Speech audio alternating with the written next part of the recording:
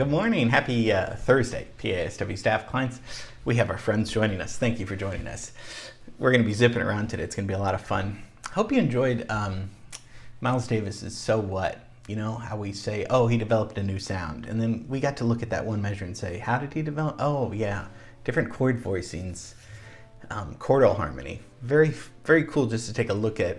It's interesting that you can just look at 1 bar, 2 bars of music, just like you can look at an author's page, just one sentence, a few sentences, and just get an idea of this is how they did it, as opposed to, just diving a little bit deeper. So I hope you're enjoying the Wednesday advanced classes just as much as I am.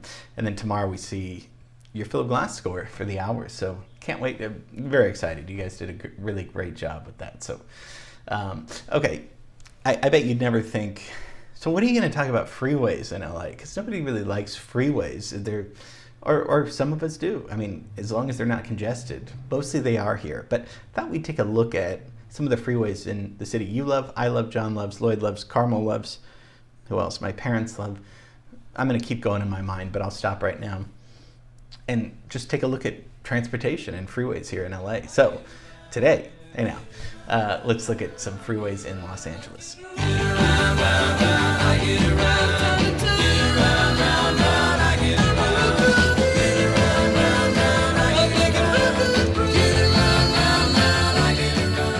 So before freeways, before cars,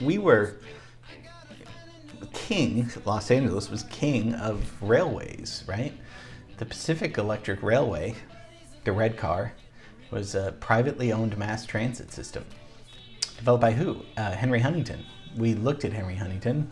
We looked at the Huntington Library and all of his accomplishments. And the red car, it consisted just not only of railways, but streetcars and buses. And that's how people got around Los Angeles up until the 1920s, from the 1880s, 1890s.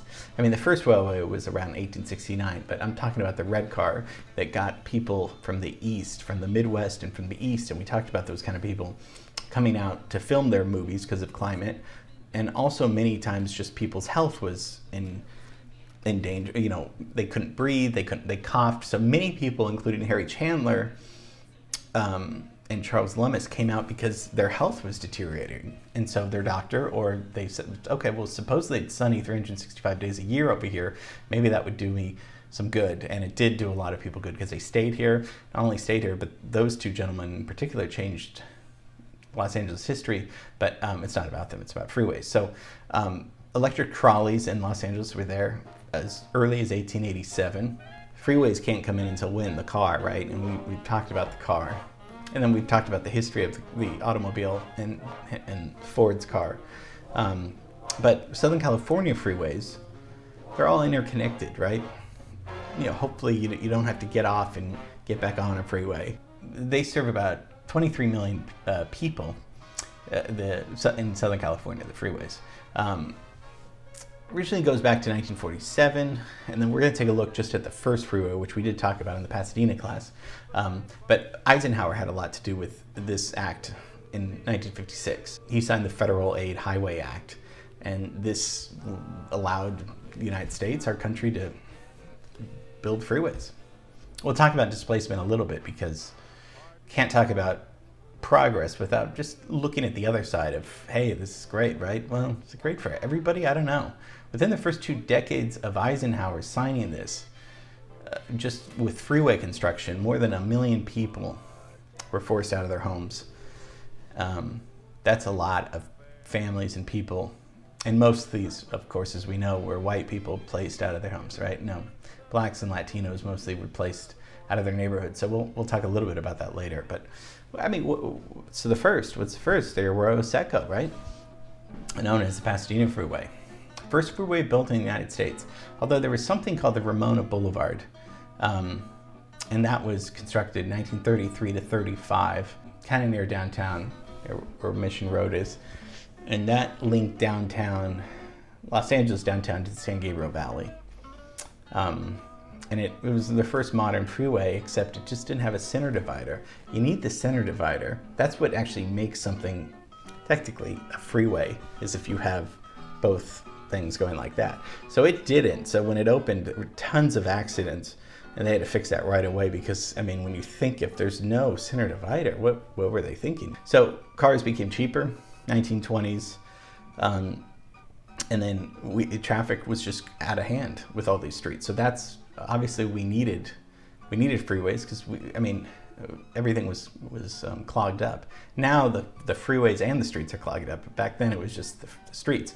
So it's like, well, we might as well clog up the freeways. So by the 30s, people were thinking about this, even though the Arroyo Seco opened in 1940. So by the 30s, this is becoming a problem. Much like the problem with the water problem, by the 1880s to the 90s, we needed more water. So we talked about William Mulholland, and he said, well, I can go steal a bunch of water, or we can make a whole lot of money. We can rape the Owens Valley and buy their land very cheaply, and they don't even know why. And we take all their water. And that's what they did. And then when they were done with it, this is, early 20th century, Harry Chandler and other people said, well, we're going to actually need more water because as we looked at the public library, population was booming so much here that we need to keep up. So where do we go next? The Colorado River. So that's in the early 20th century, Mulholland went right over to the Colorado River. And, I think we have enough water today. I hope. I don't know. I thought about that last night and couldn't get to sleep. So city people, traffic engineers said, well, how can we fix this traffic problem on the streets? We can have a whole new thing with roads where only automobiles are allowed. It's interesting, if you look at a freeway, every freeway on-ramp, it says pedestrians can't go on, you can't walk. I don't know if you've noticed that, but I looked at that the other day and I was like, it's such an old-fashioned sign, but I guess maybe legally they have to say it. Like, obviously you can't walk as a pedestrian on the freeway, but they make it very specific and clear that every freeway on-ramp, you can take a look at the sign and just say, well, this can only be a car. You can't bring your horse on here. So the Arroyo Seco really was more than the Ramona one, a template for freeway construction. This is what the whole country, and this is cool because we're the first. The whole country is going to take note of what's this little speedway going through. Seco means riverbed. And we looked at that with Charles Lummis because, obviously he lived there way before the freeway was started. But, we had that little river, the Arroyo Seco River. So that's why he built the Lummis house very close to it. $6 million it cost back then for about close to 7 miles of road between Pasadena and Los Angeles. So Seco, people called it the Pasadena Freeway. Still called that too. We'll talk about names in a bit, but December 30th, 1940 is when the freeway actually really opens with the Rose Queen there on the freeway. It's so old-fashioned. It's so funny to think that, what's so funny? To think that this is, this was a big celebration though, of course. 1940, the war's going on. This is really scary. Germany and Italy taking control of mostly all of Western Europe. That's, it's horrible. Swing music is here because it's making people happy, thank God. Glenn Miller's In the Mood comes out this year, which I always play in our LA classes. That's a great song that comes out this year. Walt Disney's making Fantasia and Pinocchio, which we looked at Fantasia. That comes out in 1940. How much do you think gas costs? Gas is close to $5 a gallon. Gas was 11 cents a gallon in 1940. Also, what's starting in the United States is this 40-hour work week becomes standard. People work 40 hours a week. And so because of that, you think about that's important because they're going to have to go into town, work at a thing, and then they can use the freeway to go home. So this is going to create a structure for everybody, a routine for everybody where, they go traffic hour in the morning, traffic hour at night. Everyone's mostly on the same clock. That's less and less so, of course, now with, Zoom and stuff, but that's interesting to think of that aspect. I love the Pasadena Freeway. I really love, near the Figueroa Street tunnels, beautiful Art Deco right there. I like that as we were building and constructing, we still had a little bit of class as we were doing that. It wasn't just these, freeways can get really boring, but we had a little bit of class with our freeways back then. It's a gorgeous freeway. So aside from Seco, we have the 405 freeway, right? One of the busiest freeways in the whole country, used to get to LAX, and that's just a nightmare. That's the San Diego freeway, right? 101 freeway, the Hollywood freeway, probably the most famous freeway that we have. It's the longest in California, so it goes, from here to San Francisco. And the 10 freeway goes, from LA all the way to Florida. It goes, you can take it all throughout the whole country. Something with freeway names, because people laugh at us that say we say the 10 freeway to the 110 freeway to the, people say interstate, right? You take Interstate 5 to Interstate. So the reason is because we had freeway names in the beginning. We had the Pasadena Freeway, we had the Harbor Freeway. So we would just take off freeway and say, well, take the 405, take this. And then it would just be, instead of take the Hollywood Freeway, it would be take the 101 freeway. So we just, because of and because we had cool names. So yeah, displacement. I mean, I don't want to make it a downer class, but like I said, more than 1 million people had just lost their homes when Eisenhower, with just the first 20 years of Eisenhower's 1956 plan. People can be pushed out. People were pushed out. And it's kind of like these road designers, freeway designers were like, well, what neighborhoods are kind of slums? What can we do? Okay, well, we'll put a freeway there. Which ones are kind of white? Rich, okay, no, we won't disturb that. Beverly Hills doesn't have a freeway. So it's horribly racist.